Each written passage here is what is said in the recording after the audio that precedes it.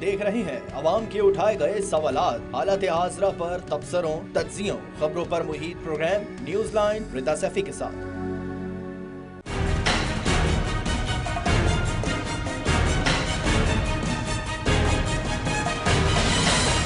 इंशाल्लाह ये भी टर्म पूरा करेगी, अगली भी टर्म पूरी करेगी ये हमारी पार्टी, अगली टर्म भी। ये भी आज मैं आपको कह रहा हूं कि हम इतना मुश्किल वक्त से निकले हैं, किसी गवर्नमेंट को वो चैलेंजेस नहीं मिले जो हमें मिले।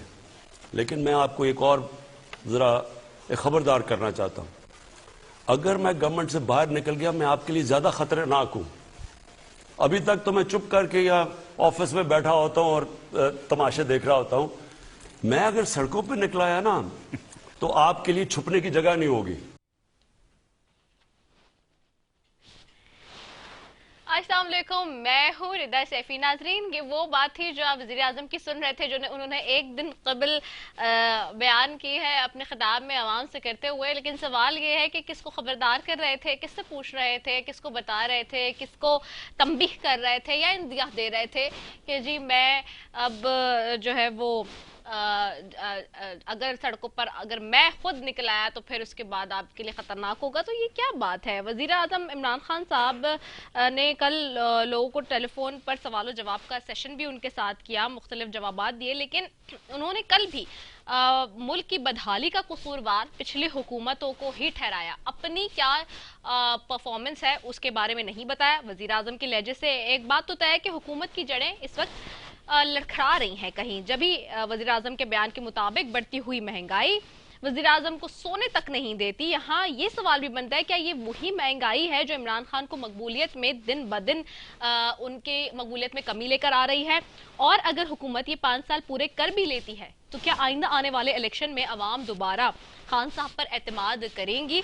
अपोजिशन के लिए हुकूमती पॉलिसियों पर तनकीद करने के लिए आज मैदान साफ है। हुकूमत की कारकर्दगी और उनके वज़रा के बयानात ने डगमगाई अपोजिशन को दोबारा मजबूत कर दिया है। और आज का शहजाद अकबर साहब का इस्तीफा चीख चीख कर यह बयान कर रहा है कि हुकूमत की वही मिसाल है कि बातें तो बहुत सारी करती है लेकिन अमलन कुछ नहीं। वो जो कहते हैं ना कि जो गरजते हैं वो बरसते नहीं। तो इसी के साथ आज प्रोग्राम का आगाज करते हैं जी। और मेरे साथ पैनल में आज मौजूद हैं चौधरी मंजूर साहब, हैं सीनियर रहनुमा पाकिस्तान पीपल्स पार्टी के सीसी की मेंबर, उनको खुशामदीद कहती हूँ, बहुत शुक्रिया। साथ ही मौजूद हैं सेनेटर जावेद अब्बासी साहब, हैं आप भी सीनियर रहनुमा मुस्लिम लीग नून के, आपको भी खुशामदीद कहती हूँ। बहुत शुक्रिया आप दोनों मौजूद मेहमानों का for giving us your precious time. सबसे पहले मैं सेनेटर जावेद अब्बासी साहब आपकी तरफ आती हूँ। कल का वज़ीर आज़म का खिताब आपने भी सुना यकीनी तौर पर, और उसमें एक मरतबा फिर माजी की हुकूमतों को कसूरवार ठहराया गया है मौजूदा ख़राब सूरत हाल पर, चाहे वो बैड गवर्नेंस की हो या मईशत की हो या किसी भी एतबार से जो भी परफॉर्मेंस है उसकी सारी जिम्मेदारी एक मरतबा फिर माजी की हुकूमतों पर डाल दी है। और ये जो इस वक्त अभी हमने शॉर्ट सुनवाया, ये जो बात वज़ीर आज़म इमरान खान साहब कह रहे हैं कि वो बड़े खतरनाक हो जाएंगे अगर वो हुकूमत से निकले, तो आपको क्या लगता है कि वो किसको ये तंबीह इंदिया दे रहे थे? बिस्मिल्लाहिर्रहमानिर्रहीम, बहुत शुक्रिया। एक तो हम बड़े अरसे से कह रहे थे कि वज़ीर आज़म साहब काम नहीं कर रहे इसलिए इस मुल्क की इकानमी तबाह है। हम कह रहे थे कि उनके पास टीम नहीं है इसलिए खारजा पॉलिसी हमारी तबाह है। सारी अपोजिशन कह रही थी कि उनकी कोई डायरेक्शन नहीं है इसलिए गवर्नेंस के बड़े सीरियस इशू हुए। और वज़ीर आज़म साहब ने खुद साबित किया कि मैं चुप होकर दफ्तर में बैठता हूँ, तमाशे देखता हूँ, खामोशी से कुछ करता नहीं हूँ। तो एक तो उन्होंने खुद भी कन्फेस कर लिया कि वज़ीर आज़म हाउस में सिर्फ तमाशे लगे हुए हैं जो वो तमाशे रोज देखते हैं।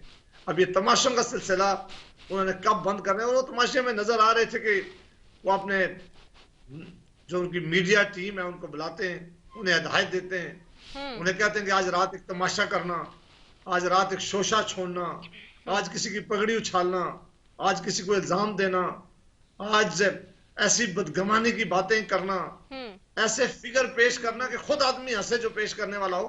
ये सारे काम तो हम देख रहे थे।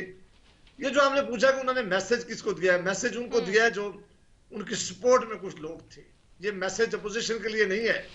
ये डर है, ये खौफ है वज़ीर आज़म साहब को कि जो शेख रशीद ने जो इंटीरियर मिनिस्टर उन्होंने कुछ ही दिन पहले कहा, हाँ जी, जब ये बिल पास हो गया तो उन्होंने कहा ये ये वो शेख रशीद साहब ने हमें ये बात नहीं कही थी, उन्होंने कहा कि हमारे ऊपर हाथ है। उन्होंने वो हाथ किया है कि उन्होंने कहा कि हम जो बैसाखियों में जो हुकूमत कायम है, ये किसी ने हमारी हुकूमत कायम की हुई है। सारी अपोजिशन कह रही थी कि इलेक्शन जो है ये चुराए गए। शेख रशीद साहब ने कहा चुराए गए सही थी कि ये अतहादीन के साथ एक मिनट भी नहीं खड़े होंगे अगर इनको कहीं से सपोर्ट ना हो। शेख रशीद साहब ने कहा हमारे साथ अतहादी नहीं खड़े, हमारे साथ हाथ है जिसने खड़े क्यों हैं। तो हम अब इमरान खान साहब को वो हाथ सरकता हुआ नजर आया या कोई उस हाथ के साथ मसला हो गया। उन्होंने कल फिर थ्रेट किया, उन्होंने कहा कि अगर मैं यहां से निकलूंगा सड़कों पे जाऊंगा तो आप लोगों के लिए खतरनाक होगा। वो पता नहीं उनके पास क्या इंफॉर्मेशन है, वो क्या है रखते हैं, लेकिन ये बयान आदमी उस वक्त देता है जब बुखलाहट में होता है, ये उस वक्त देता है जब गिर रही होती है हुकूमत की साख।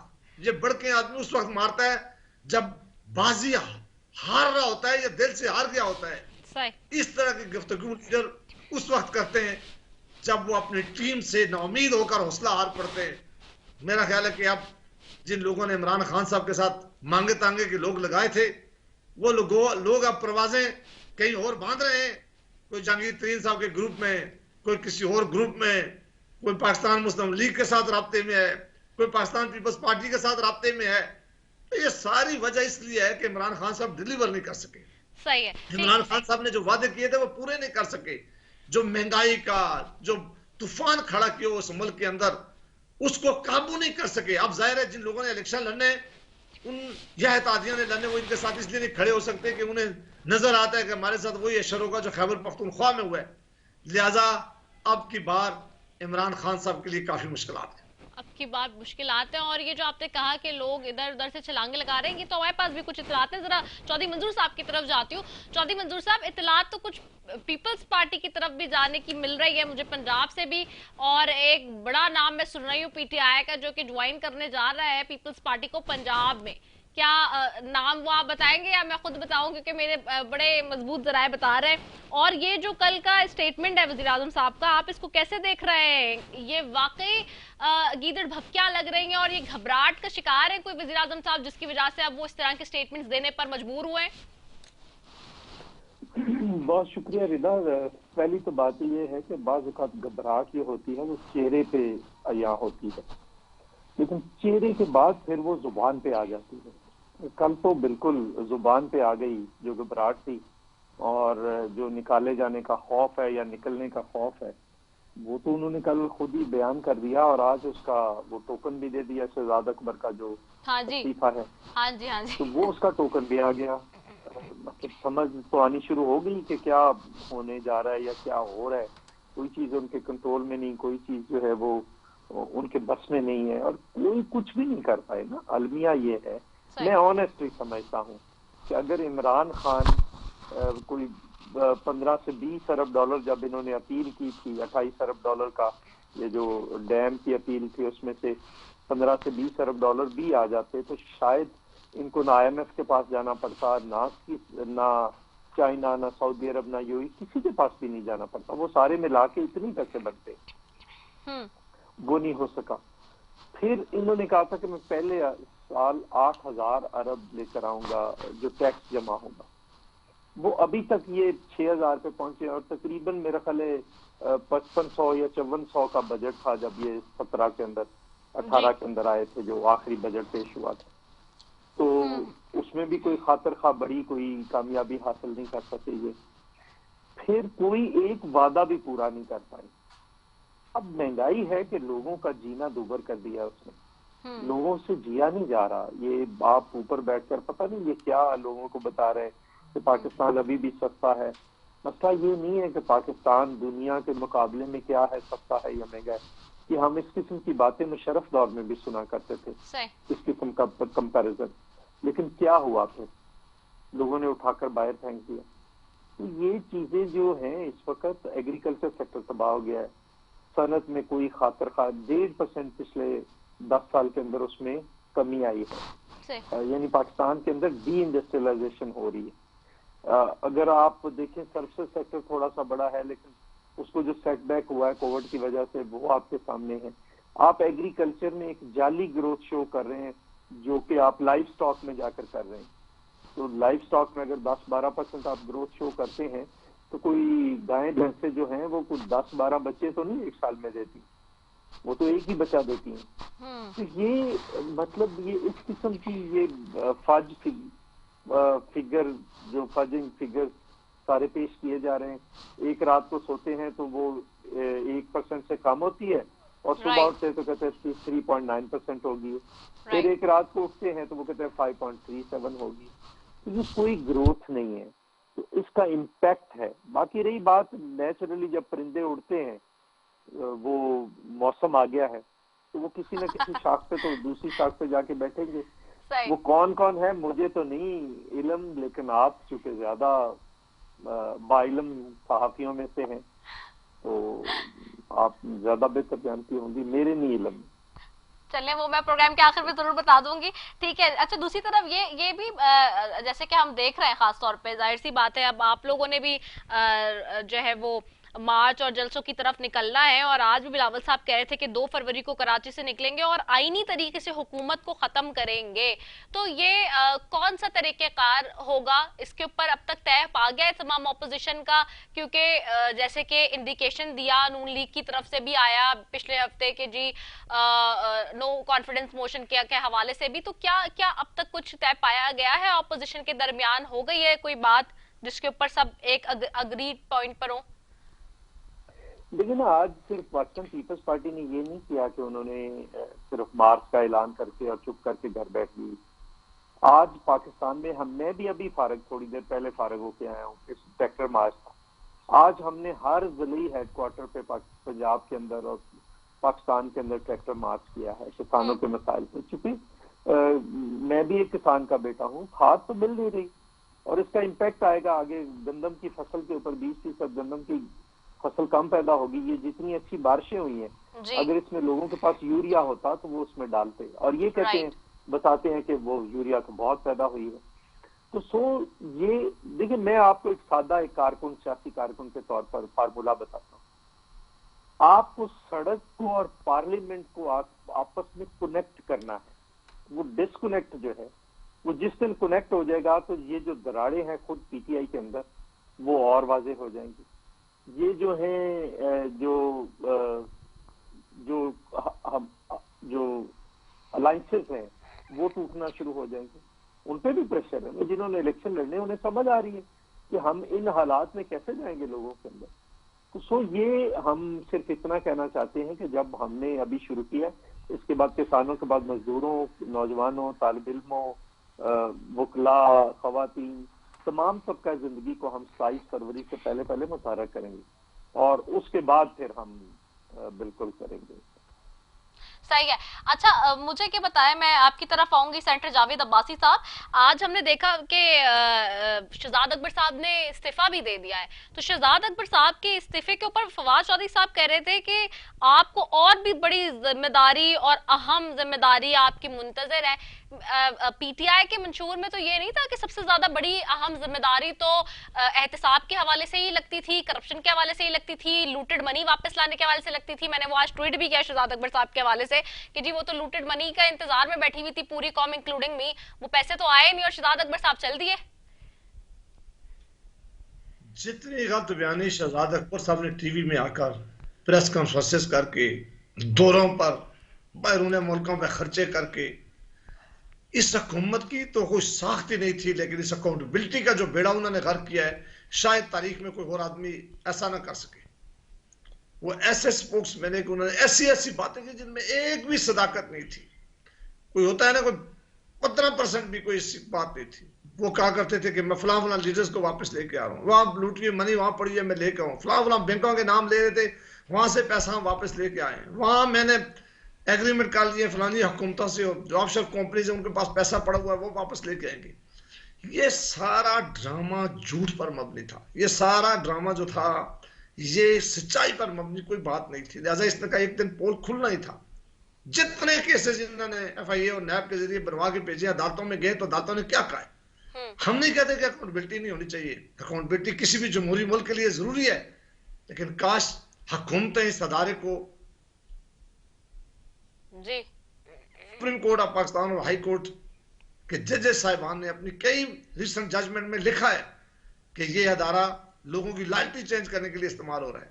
उन्होंने कहा है नैब हुकूमतें बनाने और हुकूमतें गिराने के लिए इस्तेमाल किया जा रहा है। उन्होंने कहा है नैब लोगों की इज्जतें और पगड़ियां उछालने के लिए इस्तेमाल हो रहा है।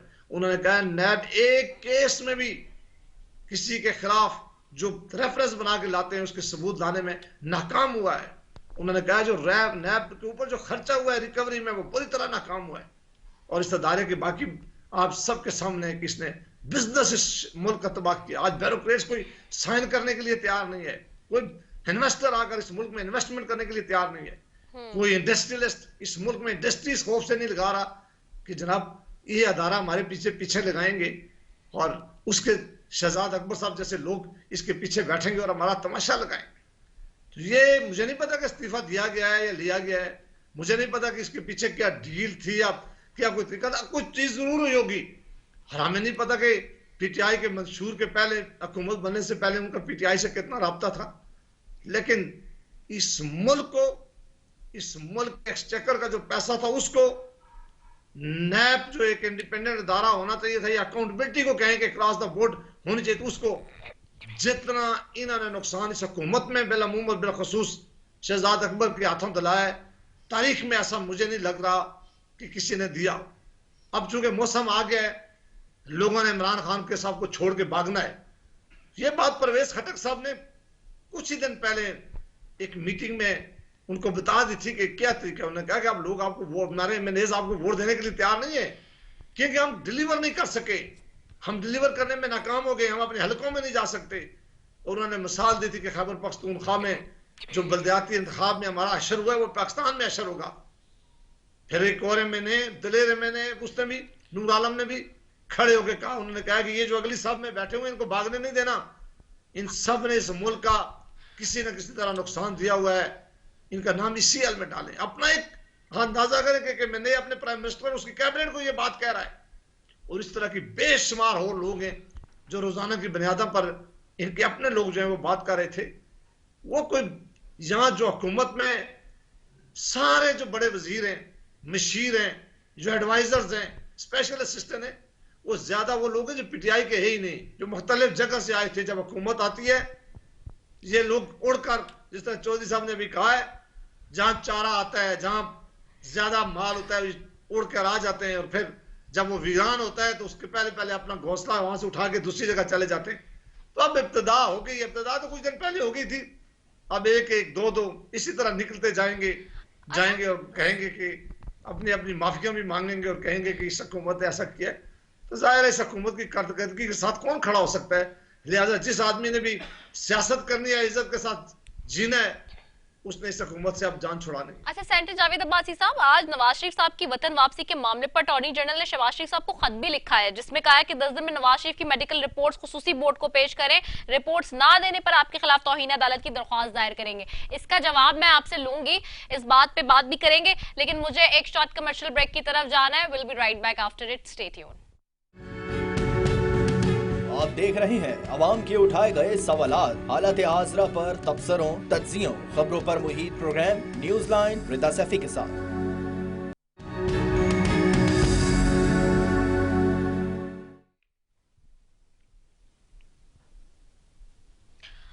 वेलकम बैक नाजरीन, और गुफ्तगू हो रही है जी, पैनल में मौजूद है चौधरी मंजूर साहब और सेनेटर जावेद अब्बासी साहब। उन दोनों से बात कर रही थी मैं।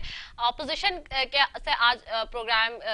साथ आज प्रोग्राम जी किया जा रहा है कि हुकूमत की जो इस वक्त खलबली है वो क्यों है, और उसकी सफ़ों में इस वक्त जो घबराहट है वो क्यों नजर आ रही है, दीगर इस्तीफे जो सामने आ रहे हैं वो क्यों आ रहे हैं। और फिर वज़ीर आज़म इमरान खान साहब की जो कल की तकरीर है वो फिर से मुझे याद दिला दी उन्होंने माजी का वक्त, जिस वक्त वो कंटेनर पे खड़े होकर जिस तरह की तकरीर करते, तो एज इट इज वही थी, कॉपी पेस्ट थी। हम किसी दिन आपको कंपैरिजन करके भी जो है वो दिखाएंगे कि किस तरह से जो है उन्होंने कंटेनर वाली तकरीर जो है वो रिपीट स्टेशन पे डाल दी और उसी पे उन्होंने उसी तरह से बिल्कुल डिक्टो बात की है, एक लफ्ज की भी कोई तब्दीली नहीं थी। कल हम जब डिस्कस कर रहे थे इस पे। अच्छा, मैं सेनेटर जावेद अब्बासी साहब आपकी तरफ आऊंगी, सवाल मैंने आपसे कर लिया था, मैं चाहूंगी कि रिस्पॉन्ड कर दीजिए उस पर। देखें जी, ये बहुत मैंने कैफी प्रोग्राम में भी किया, आपके प्रोग्राम में भी कह रहा हूँ कि ये कंटेम्प्ट होती है तो ये इमरान खान साहब के खिलाफ होनी चाहिए।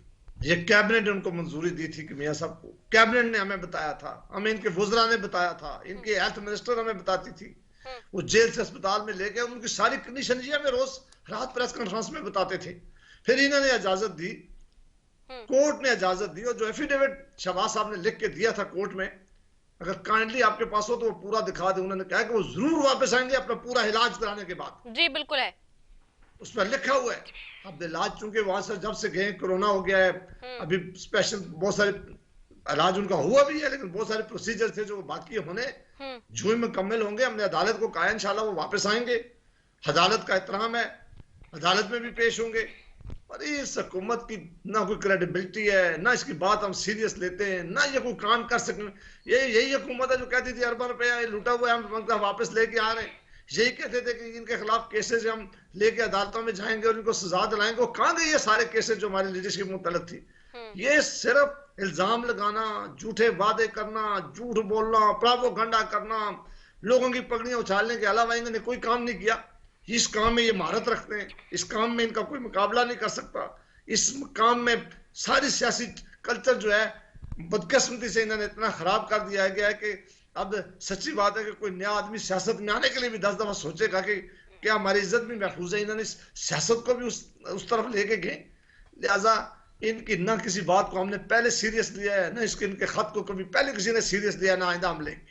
ठीक है, चौधरी मंजूर साहब आपकी तरफ आऊंगे। चौधरी मंजूर साहब, एक चीज और जिसके ऊपर मैंने बात करी आज बिलावल साहब ने, एक तो ये कहा कि जी 22 फरवरी को निकलेंगे और जमहूरी और आईनी तरीके से जो वो बात करें, लेकिन एक और उनका अपना ही स्टेटमेंट आज का है कि जी बल्दियाती कानून के हवाले से आज मैंने देखा है कि पार्टी के चेयरमैन खुद इस मामले पर जो है वो रिस्पॉन्ड करें, क्योंकि बल्दियाती कानून के हवाले से आपको याद होगा कि पिछले 1 महीने से बहुत ज्यादा सिंध के अंदर जो है वो पॉलिटिकल हमें इस वक्त जो है मूवमेंट नजर आती है ऑपोजिशन की जमातों की, लेकिन आज उन्होंने खुद इस बात का रिस्पॉन्ड किया। अब तक तो हम देख रहे थे सोफार के गवर्नमेंट की तरफ से, सिंध गवर्नमेंट की तरफ से कोई ना कोई स्टेटमेंट्स आ रहे होते थे, लेकिन आज चेयरमैन साहब ने खुद इस बात पे बात की है कि बल्दियाती कानून को काला कहने वालों का मुंह काला होगा और उनको बल्दियाती इंतखाबात में अपनी शिकस्त नजर आ रही है।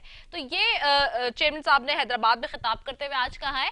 तो बल्दियाती कानून के हवाले से जो आईनी माहिरीन भी जो बता रहे हैं, कुछ शकम है, कुछ चीजें हैं, उसके ऊपर क्या वाकई आप लोग समझते हैं कि जो इनिशिएटिव्स आप लोगों ने लिए हैं, उसमें जो आप लोगों ने तरमीम की है वो बिल्कुल ठीक है?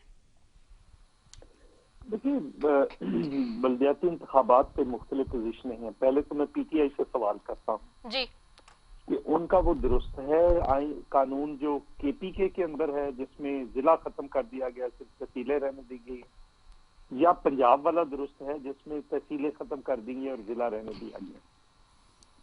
दूसरा सवाल मैं जमात इस्लामी से पूछता हूँ कि वहां पे तो सारा इख्तियार छीनकर असिस्टेंट कमिश्नर को दे दिया गया। क्या वहां पे जमात इस्लामी ने धरना दिया? वहां पे तो कानून सिंध में पास हुआ है, पंजाब में तो ऑर्डिनेंस पास हुआ है। क्या यहाँ पे कोई धरना दिया? कोई धरना नहीं दिया। फिर मैं ये पूछता हूँ कि वो मांग क्या रहे हैं कि केडीए उनको दे दें, आप वाटर बोर्ड उनको दे दें, फलां उनको दे दें, फलां उनको दे दें। मैं पूछता हूँ कि अब जवेद अब्बासी साहब भी बैठे हैं यहाँ पे जी, एलडीए जो है वो प्रोविंशियल गवर्नमेंट के पास है या किसके पास है, या लोकल गवर्नमेंट के पास है? वहां पे जो है पेशावर का पेशावर डेवलपमेंट अथॉरिटी, वो किसके पास है? वाटर बोर्ड, वहां पे वाटर बोर्ड है, यहाँ पे वासा है, ये किसके पास है? सही। यहाँ पे जो टीपा है वो किसके पास है? प्रोविंशियल गवर्नमेंट के पास है कि लोकल गवर्नमेंट के पास है? यहाँ की एजुकेशन लाहौर की किसके पास है? यहाँ के हॉस्पिटल्स किसके पास है? ये यहाँ क्यों नहीं भरना दे रहे? एक्चुअल जो लड़ाई हो रही है ना कराची में, वो कराची की मेयरशिप की लड़ाई है। जमात इस्लामी चाहती है कि हम आगे बढ़कर, उसने तो कहा ना कि ये धरनी जो दी है इन्होंने, सारी अपोजिशन पार्टियों ने, बाकियों ने मिलकर, वो धरनी थी और हमारा धरना है, जमात इस्लामी उनको कह रही। तो वो उनकी आपस की लड़ाई है। वहां पे तो उन्होंने वाटर बोर्ड का जो है उसमें भी बोर्ड के अंदर बिठा दिया है चेयरमैन को, जो सफाई करने वाली कंपनीज है उनके बोर्ड में भी बिठा दिया है, जो बाकी भी बहुत सारा इख्तियार दे दिया। अगर वो सिर्फ स्कूल और लेना चाह रहे हैं तो स्कूल और वो हॉस्पिटल चलते नहीं है। क्योंकि अपना फंड्स ही बहुत कम है होते हैं। अभी तो उन्होंने जो कानून बनाया है कि बराह रास्त बिजली के बिलों के साथ कराची में जो भी टैक्स है वो इकट्ठा किया जाए, जिससे अपनी आमदनी होगी, और उसके अंदर भी कराची के मेयर को बैठाया, वहां पे तो इख्तियार दिया है। तो वहां पे ये नहीं है कि कानून में कोई सकम है, कुछ प्रॉब्लम हो सकते हैं, उन पे बात भी हो सकती है, छोटे मोटे जो इश्यूज हैं वो ठीक हो सकते हैं, लेकिन कोई मेजर तो इख्तियार वहां पे ज्यादा दिया गया है। लेकिन एक्चुअल लड़ाई क्या है? पीटीआई चाहती है हम कराची का मेयर हो, एमकेएम चाहती है हम हो, मुस्तफा कमाल चाहता है मैं हूँ, अब आफाक अहमद निकला है वो चाहता है मैं हूँ, जमात इस्लामी चाहती है मैं हूँ। अब वो जमात इस्लामी अगर चाहती है कि मुशर्रफ वाला कानून है, तो वो सीधा कहते क्यों नहीं कि हम मुशर्रफ के साथ थे, तो हमें मुशर्रफ ने बनाया था तो अब दोबारा बनाए। मुशर्रफ ने फिर एमकेएम को बनाया था। अब वो अगर जो इख्तियार मांग रहे हैं, किसी शहर में कहते हैं कि आप इसको अलहदा कर दें, मतलब हैदराबाद में वो कहते हैं कि हैदराबाद से टंडू आदम भी निकाल दें, मटियारी भी निकाल दें, सारा कुछ निकाल के सिर्फ हैदराबाद शहर रहने दें, क्योंकि हमें वहां से एमकेएम चाहती है कि सीट मिलेगी, इस तरह से मिलेगी। कराची में वो कह रहे हैं कि नहीं, ये आप ऐसा क्यों कर रहे हैं। यानी हर जगह पे एक अलग प्रिंसिपल अपनाया, तो वो लड़ाई उनकी है। खैर ये चीजें होती रहती है, लेकिन उसमें कोई ऐसी बात नहीं। ठीक है, आप इस पे भी कमेंट कर दें। मैं चाहूंगी, जो मैं सेनेटर जावेद अब्बासी साहब से भी पूछ रहा है और आपसे भी मैं चाहूंगी कि पीपल्स पार्टी इसको कैसे देख रही है, शहजाद अकबर साहब के आज के इस्तीफे को। लेकिन अभी आ रहा है कि शहजाद अकबर साहब ने जो झूठ मूठ झूठ बोल बोल के जो किया था कि मैं फलां की इतनी दौलत ले आऊंगा, फलां की इतनी दौलत ले आऊंगा, पता नहीं किसी की दौलत तो 1 रुपया नहीं ला। कल भी वजीर आज़म साहब अपनी तकरीर में कह रहे थे ना कि एक चपड़ासी के अकाउंट में इतने पैसे निकल आए, एक नौकर के अकाउंट में इतने पैसे निकल आए, उनके अपने मुलाजमीन के जो पार्टी फंड्स में अकाउंट्स में आए हैं, उनके अपने मुलाजमीन से निकल आए। अब पहले तो इन्होंने कहा था ना कि हमेशा हिसाब हमसे शुरू होगा जब हम हुकूमत में आएंगे, तो अब वहां से पहले उसका फैसला कर ले। दूसरा, अभी तफसीलात आ रही है शहजाद अकबर की, कि शहजाद अकबर ने जो परसों ब्रीफिंग दी है, वो जो केसेस के बारे में बताया, उसकी भी टाइमलाइन में बहुत फर्क था। वो कुछ और थी टाइमलाइन, इनकी कुछ और है। अदालतों के अंदर केसेस है, उनका नहीं पता, कुछ भी नहीं पता, बस सिर्फ वो घंटा डेढ़ घंटा बैठकर बस जो पीटीआई का तरीकेकार है कि सिर्फ यहाँ पे बैठकर लोगों का जो टाइम है वो जाया करे और मीडिया हाइप क्रिएट करे। 3.5 साल में कौन सा एहतसाब किया है? बल्कि अब तो इनके लिए 4-5 नैब चाहिए जो इनका एहतसाब करेगी। ये पीटीआई का आप देख ले, इतने बड़े स्कैंडल्स हैं और इतने ज्यादा हैं कि शायद किसी गवर्नमेंट के इतने स्कैंडल्स नहीं, और कोई एक भी 100 अरब से कम का नहीं है। ठीक है, आप पेट्रोल स्कैंडल को ले लें, आप गंदम स्कैंडल को ले लें, आप चीनी स्कैंडल को ले लें, आप दवाइयों के स्कैंडल को ले लें, आप जो जितने स्कैंडल्स हैं, एक के बाद दूसरा अनर्थ हो रहा है, एक के बाद दूसरा अनर्थ। चाहिए। सेनेटर जावेद अब्बासी साहब आपकी तरफ होंगे। जावेद अब्बासी साहब, एक चीज और भी बड़ी इंपॉर्टेंट है, जैसे नून लीग ने भी, हमने देखा 2-3 दिन पहले एक ट्विटर स्पेसेस भी क्रिएट किया था, मैं देखी थी और I have joined it as well. तकरीबन सारे एंकर्स ही ज्वाइन कर रहे थे, मिफ्ता साहब ने, शाहिद साहब ने किया हुआ था। सेनेट में अब जब ये आएगा मामला, खासतौर पर इकोनॉमी के हवाले से जो बात है, IMF वाला मामला जो है स्टेट बैंक का, तो उस पर जी वहां पे भी हमें बताया जा रहा था नून लीग की तरफ से कि जी हम अपोज करेंगे इस सारे मामले को और कोशिश करेंगे कि जी सेनेट से बिल ये पास ना हो। तो इसके ऊपर अब आप लोग क्या स्ट्रेटेजी बनाएंगे ऑपोजिशन के साथ मिलके? और दूसरा, आपसे भी मैं यही एक पर्टिनेंट क्वेश्चन यही है कि आप लोग, चूंकि याद सादिक साहब भी एक जो है वो इशारतन उन्होंने जिस तरह से लास्ट अभी प्रोग्राम में एक निजी टीवी के कहा लास्ट वीक कि जी तहरीक अदम एतमाद की बात हो सकती है, तो उसके ऊपर आप लोग की पीपल्स पार्टी से और दीगर ऑपोजिशन की जमातों से कंसेंसस बिल्ड हो गए? देखिए, तमाम जो सियासी जमातें जो पार्लियामान का हिस्सा हैं, उनके साथ हम वक्त मुशावरत रहती है, सब मामलात डिस्कशन करके हम आगे चला रहे हैं। लीडर ऑफ अपोजिशन शहबाज शरीफ साहब की क़यादत में सारी अपोजिशन मुतहदा है। अपोजिशन की कोई आदमी, पाकिस्तान पीपल्स पार्टी हो, मुस्लिम लीग हो, JUF और बाकी सियासी जो जमातें जो पार्लियामान का हिस्सा हैं, वो सारी मुतफिक हैं, और जो भी लाएमल होता है वो इकट्ठे होकर अपनाया जाता है और उसको फिर उसी तरह ऐवान के अंदर जो है उसको दिखाया भी जाता है और उसी तरह उस पर अमल किया जाता है। जहाँ तक आपने कहा कि हमारा पाकिस्तान पीपल्स पार्टी का कोई हमारी ख्वाहिश है, और इंशाअल्लाह सेनेट ऑफ पाकिस्तान में इस कानून को पूरी तरह रोका जाएगा।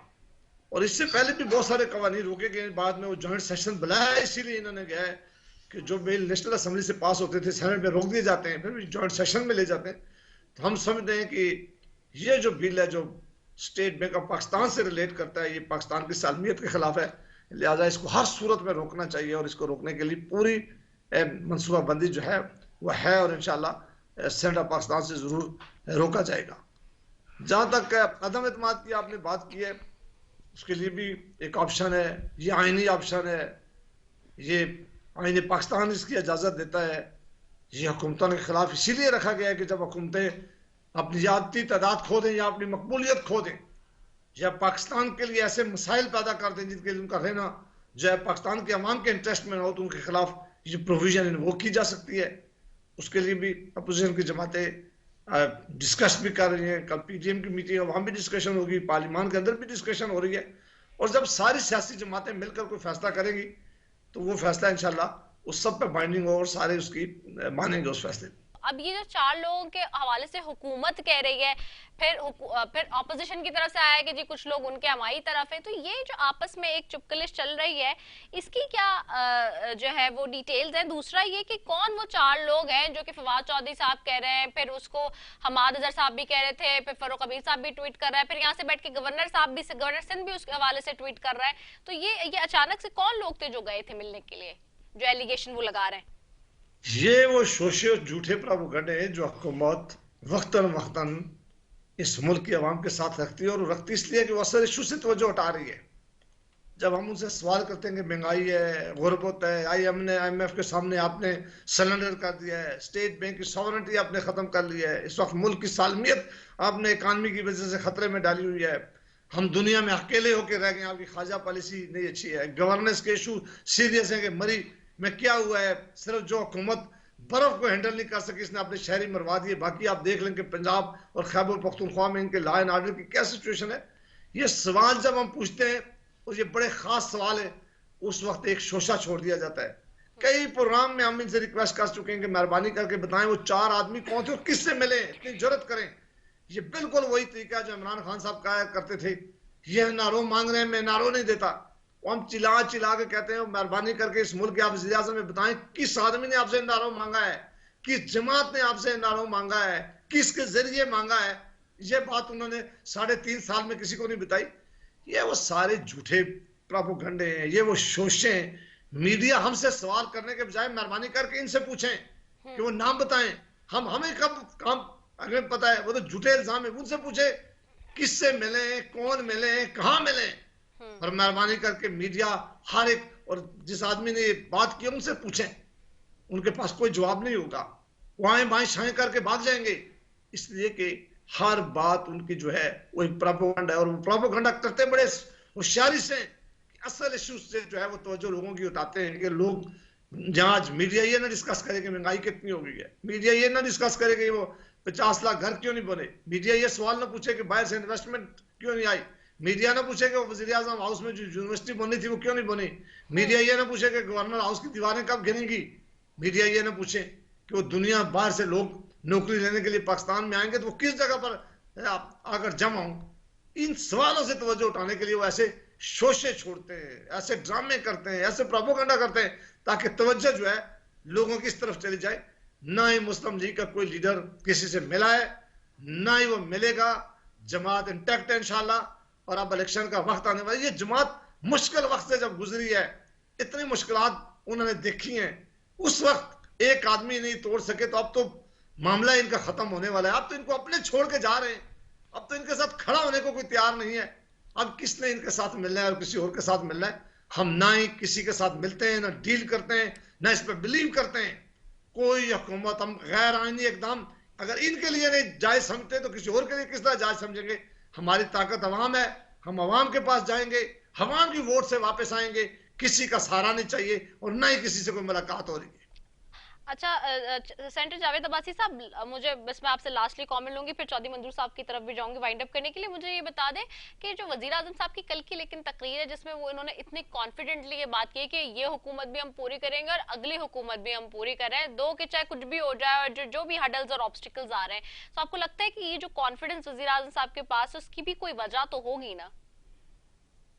कोई कॉन्फिडेंस नहीं है, ये कहना ही इस बात की खमाजी करता है कि वो गेम हार गए। इसीलिए आदमी कहता है कि मैं ये बाजी हार गया हूं, मैं अगली बाजी जीतूंगा। जब अगला अभी इलेक्शन आएंगे तो ये वो बाजी होती है जो आदमी कहता है कि अब के मार के देख मैं बताऊंगा। ये वही डायलॉग है इनके, इस पर कोई सच्चाई नहीं है। वरना वजीर आजम अगर आप पॉपुलर हैं, आपको ऐसी बातें करने की कोई जरूरत थी कल आकर? सही। आप जो कल वजीर आजम साहब ने बातें की हैं, मेरी नजर में वो बिल्कुल वो साबित उन्होंने कर दिया है कि अब उनके लिए आगे हुकूमत एज ए प्राइम मिनिस्टर हुकूमत चलाना खासा मुश्किल है। ठीक है, चौधरी मंजूर साहब आपकी तरफ आऊंगी। वन लास्ट कमेंट बस आपसे भी चाहूंगी कि पाकिस्तान पीपल्स पार्टी जो अब ये लेके निकलेगी मार्च भी, और जो ये जिस तरह से जलसे भी, तो ये इसमें ऑपोजिशन की कोई और जमातें भी शामिल हो रही हैं इस वक्त तक? क्या अपडेट्स है, या फिर अकेले ही सोचा है कि जी जमहूरी तरीके से जो बिलावल साहब कह रहे हैं इस हुकूमत को गिरा देंगे? देखिए, अभी तक तो पाकिस्तान पीपल्स पार्टी ने खुद से अपना फैसला किया, और ये हमारी सीईसी की मीटिंग को 11 घंटे की मीटिंग के बाद ये फैसला किया गया। ओके। तो इस हवाले से मैं समझता हूँ कि अभी, लेकिन कुछ दिन पहले जरदारी साहब ने मौलाना फजल रहमान को फोन किया था, रब्ता हुआ है जी, बिल्कुल इसी वजह से मैंने ये सवाल किया जी। तो वो ऑफर की थी कि अगर मिलकर किया जाए तो शायद ज्यादा बेहतर होगा। क्या वो रंजिशें दूर हो जाएंगी अब जो पीडीएम में और पीपल्स पार्टी में पड़ी थी? देखिए, पीडीएम में हम शामिल तो नहीं हो रहे जब तक वो कोई बात नहीं होती। लेकिन बहरहाल अपोजिशन का एक पार्लियामेंट के लेवल पे सारी जमातों का, बिलावल साहब के साथ और बाकी सारी अपोजिशन लीडर का और सबका राब्ता है आपस में पार्लियामेंट के लेवल पे। तो वो अगर कहीं कुर्बत आ जाए, थोड़ी सी कुर्बत आने से मुराद ये है कि अगर आ जाए तो ठीक है, वरना कोई और निकले ना निकले, हम तो निकल रहे हैं। हम लोगों को मजीद जलील होता नहीं देख सकते, किसानों को जलील होता नहीं देख सकते, जो इस मुल्क के गरीब लोग हैं उनको जो महंगाई ने बर्बाद कर दिया है, हम किसी को इस तरह से मजीद नहीं देख सकते। ठीक है, बहुत शुक्रिया चौधरी मंजूर साहब आपका, सेंटर जावेद अब्बासी साहब आपका, आप दोनों मौजूद मेहमानों का शुक्रिया। नाज़रीन, आज का प्रोग्राम खास करके हमने ऑपोजिशन के लीडरान के साथ इसलिए किया कि इस वक्त जो सिचुएशन, मौजूदा सिचुएशन है हुकूमत की, जिस तरह से हुकूमत के एक के बाद एक इस्तीफे अपनी सफ़ों में दड़ा रहे हैं, फिर वज़ीर आज़म साहब का जो खिताब है वो इंतहा तेरा इस बात की कि जो है किस तरह से हुकूमत जो है वो लड़खड़ा गई है अपने पाँवों पे अचानक से, और उसके जो रिपरकशंस हैं वो सारे सामने आ रहे हैं। बहरहाल जी, हुकूमत अगर अब भी चाहती है कि अपने आप को मजबूत, अपनी पोजीशन को मुस्तहकम करे, तो उसे सबसे पहले अवामी जो मसाइल हैं उनको हल करना है, और जो सीधे डायरेक्टली जो अवामी मसाइल है इस वक्त, उसमें सबसे बड़ा मसला इस वक्त महंगाई और इन्फ्लेशन का है, बेरोजगारी का है, जिसकी वजह से अवाम तंगो परेशान है। इसी के साथ जी अपनी मेज़बान निदा सैफी को दीजिए इजाज़त। पाकिस्तान जिंदाबाद।